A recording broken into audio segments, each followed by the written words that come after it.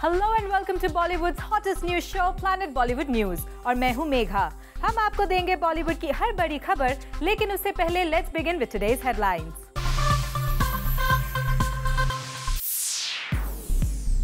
संजय दत्त की बड़ी आफत, अब मुंबई कोर्ट ने भी जारी किया नॉन बेलेबल वारंट।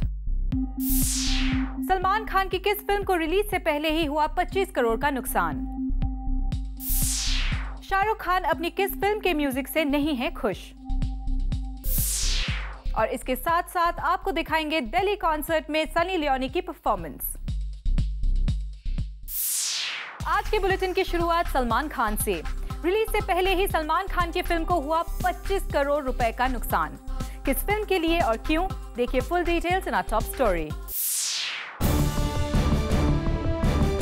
वो दुआ हुई फेल जो सलमान खान के फैंस ने उनकी अगली फिल्म के लिए की थी।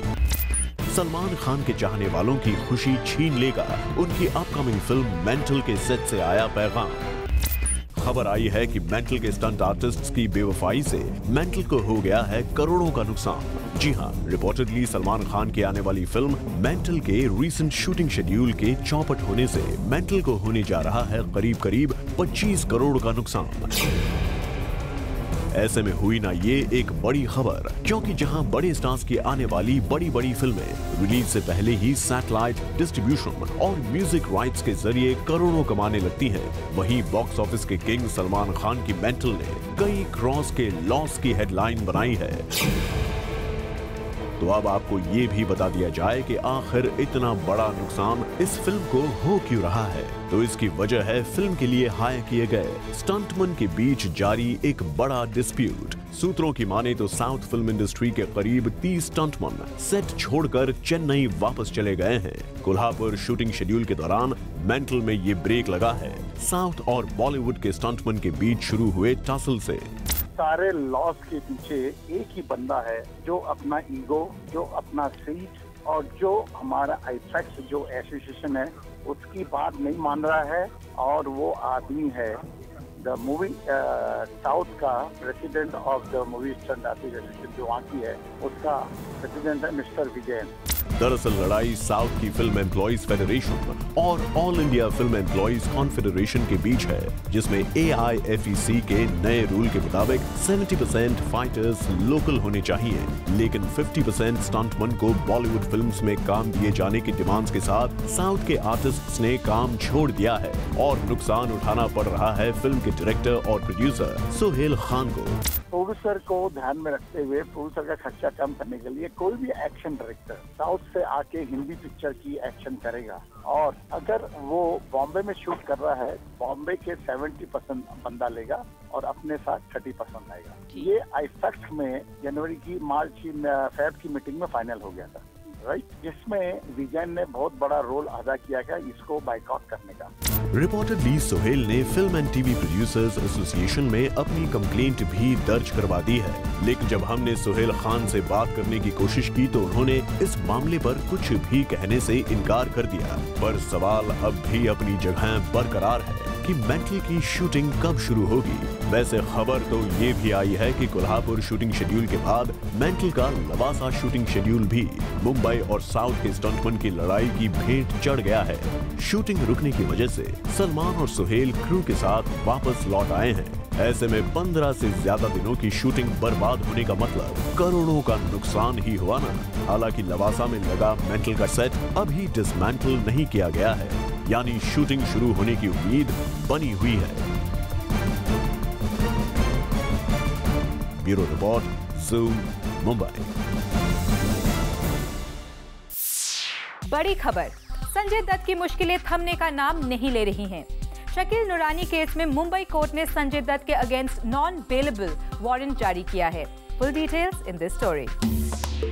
बड़ी खबर, मुंबई कोर्ट ने संजय दत्त के अगेंस्ट नॉन बेलेबल वारंट जारी किया है। शकील नूरानी केस में संजय दत्त को कोर्ट के सामने 17 अप्रैल को पेश होना था। जब 17 अप्रैल को भी संजय दत्त कोर्ट में पेश नहीं हुए तो फाइनली कोर्ट ने उनके अगेंस्ट नॉन बेलेबल वारंट जारी कर दिया। इस केस की एक डिटेल जूम को शकील नूरानी के वकील ने दी। भाई ये 3rd डेट थी अपीयरेंस के लिए ऑनरेबल कोर्ट के सामने, और लास्ट डेट पे जब 12 तारीख को डेट था तो वो संजय दत्त अपीयर नहीं हुए थे, लेकिन उनके एडवोकेट ने on behalf of his client had made a statement before the court that in any case he is going to produce the accused before the court on और before 17th of this month. So considering his statement, last chance was given to the accused, but as per his statement, the accused did not appear before the court on or before 17th, and even on today itself, he was not present before the court. So, considering the continuous default in appearance, the court have issued a warrant upon our application.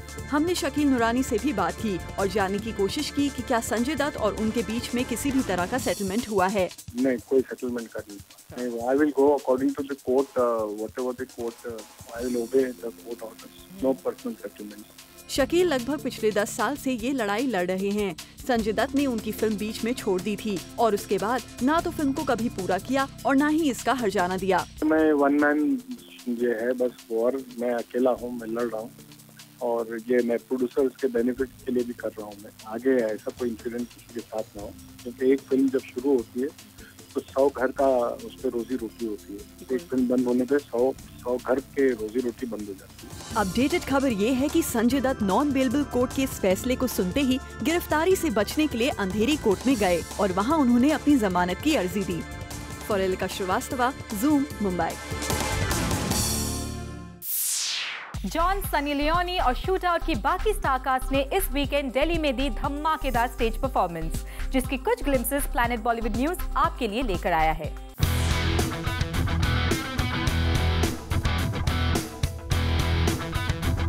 Delhi में हुआ film shoot out Badala का concert, जहां Sunny Leone से लेकर John Ibrahim तक सबने दिखाई धमाकेदार परफॉर्मेंस। तो बिना बात किए पहले आपको दिखाते हैं सनी लियोनी की सिजलिंग परफॉर्मेंस।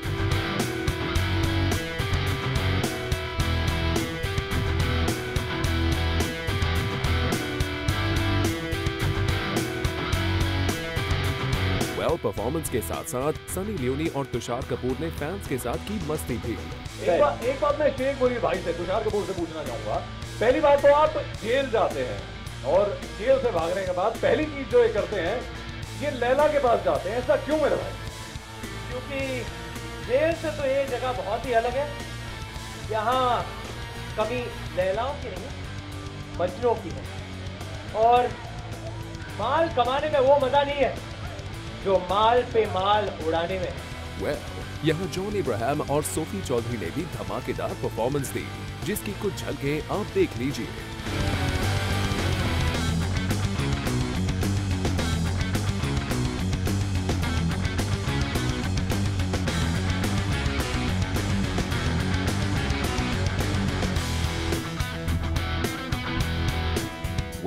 यहाँ पर जॉन और बाकी स्टार्स ने मीडिया और फैंस से काफी बातें भी की। जरा आप भी सुनिए। मैंने सुना है, मैंने देखा भी, एक अखबार में लिखा हुआ था कि आप सबसे बड़े गुंडे। गलत था, गुंडा नहीं है, इस शहर का बाप है मनिया सुरवे, बाप। ये शहर सिर्फ 2 गैंग चलाते हैं, एक खुद चलकर हमारे पास आए और दूसरे को हम खत्म करेंगे। तो ये शहर का बाप कौन? मनिया सुरवे। ये शहर का बाप कौन? मनिया सुरवे। तो कुछ इस तरह इस वीकेंड दिल्ली को रॉक किया शूट आउट बडाला की टीम ने, जहां लैला ने वाकई सबको लूट लिया।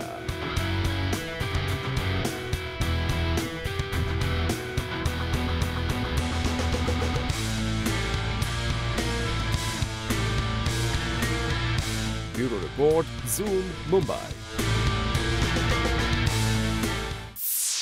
शाहरुख खान फिल्म चेन्नई एक्सप्रेस के म्यूजिक से नहीं है खुश। सुनने में आया है कि शाहरुख ने विशाल शेखर को एक बार फिर से फिल्म का म्यूजिक कंपोज करने को कहा है। म्यूजिक होना ही जरूरी नहीं है। आई थिंक वो पैकेजिंग होता है, उसका फिल्म में इस्तेमाल कैसे हुआ है वो बहुत अहम होता है। सो आई थिंक म्यूजिक के साथ साथ, अच्छा म्यूजिक के साथ साथ उसका इस्तेमाल अच्छा होना चाहिए। मैंने 1-2 अच्छे गाने किए, लेकिन इस्तेमाल ठीक नहीं था तो इतना पसंद नहीं आता। आई थिंक दोनों चीज का मिश्रण होना चाहिए। शाहरुख खान ने ज़ूम के बूम पर बताया था कि उनके लिए फिल्म का म्यूजिक कितना इम्पोर्टेंट है। फिल्म की जॉनर पे डिपेंड करता है, बट हाँ, लव स्टोरी के लिए आई थिंक बहुत इंपॉर्टेंट होता है कि म्यूजिक बहुत अच्छा हो, चाहे लिप सिंक हो या ना हो। इसीलिए शाहरुख को जब अपनी फिल्म में म्यूजिक पसंद नहीं आता तो थोड़ा नाराज हो जाते हैं शाहरुख, क्योंकि मीडिया में खबर गर्म है कि शाहरुख को उनकी अपकमिंग फिल्म चेन्नई एक्सप्रेस का म्यूजिक बिल्कुल पसंद नहीं आया और इसीलिए उन्होंने विशाल और शेखर को कहा है कि वो एक बार फिर से म्यूजिक कंपोज करे। रोहित शेट्टी की इस फिल्म के लिए हालांकि अभी सिर्फ रफ नोट्स ही तैयार किए गए थे, लेकिन ये म्यूजिक शाहरुख को अच्छा नहीं लगा, इसलिए उन्होंने फिल्म के म्यूजिक को फिर से कंपोज करने को कहा है। हालांकि विशाल शेखर ने ही शाहरुख की फिल्म रावण का म्यूजिक दिया था, जो दर्शकों को काफी पसंद आया था, खासकर छमक छल्लो। अब देखना ये होगा जैसा म्यूजिक विशाल शेखर ने शाहरुख की रावण के लिए किया था, क्या वैसा ही म्यूजिक चेन्नई एक्सप्रेस में हो पाता है या फिर नहीं। Bureau report, zoom, Mumbai.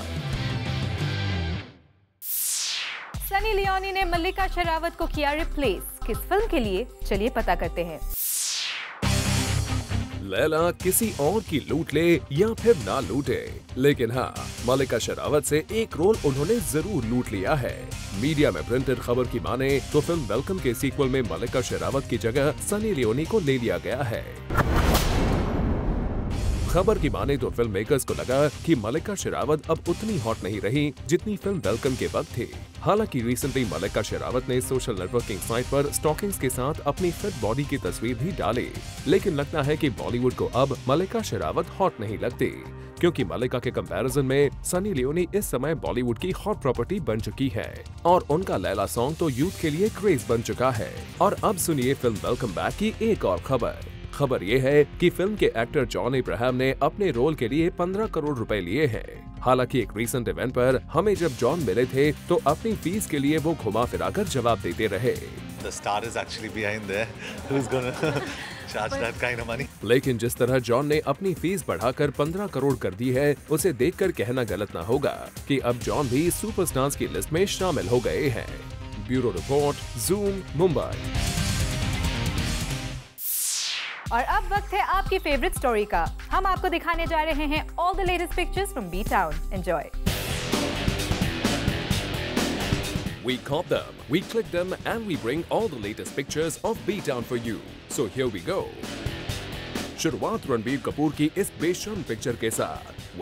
Ranbir की ये पिक्चर क्लिक की गई है चंडीगढ़ में और इसमें रणबीर इंडीड लग रहे हैं फुल टपोरी। मूविंग ऑन, आपको ले चलते हैं फिल्म सत्याग्रह के सेट पर, जहां करीना कपूर और अजय देवगन फिल्म का एक सीन डिस्कस कर रहे हैं। मूविंग ऑन, आपको दिखाते हैं आलिया भट्ट की लेटेस्ट पिक्चर्स। इन तस्वीरों में आलिया एक कॉस्मेटिक ब्रांड के लिए फोटोशूट कर रही हैं। Have a look. And now have a glimpse on these Imran Hashmi's pictures. यहाँ इमरान एक मीडिया क्रिकेट इवेंट के लिए दे रहे हैं पोज। मूविंग ऑन, आपको ले चलते हैं एक अवार्ड शो में, जहां रानी मुखर्जी से लेकर श्रीदेवी तक हमें नजर आई बॉलीवुड की कई एक्ट्रेसेस। बढ़ते हैं आगे और आपको दिखाते हैं बॉलीवुड को मिले पद्म भूषण अवार्ड की glimpses. Dimple Kapadia, Ritu Kumar and Nana Patekar received a Padma Bhushan. Dimple accepted the honour on behalf of the late Rajesh Khanna. Have a look. और जाते जाते आपको छोड़ जाते हैं कुमार दौरानी के बेटे गिरीश कुमार की फिल्म रमैया वस्तावैया के लेटेस्ट पोस्टर्स के साथ। आज बॉलीवुड इन पिक्चर्स में इतना ही, लेकिन अगर आप नहीं मिस करना चाहते बॉलीवुड की कोई भी latest picture, then do tune in every day at 7 PM and 10 PM.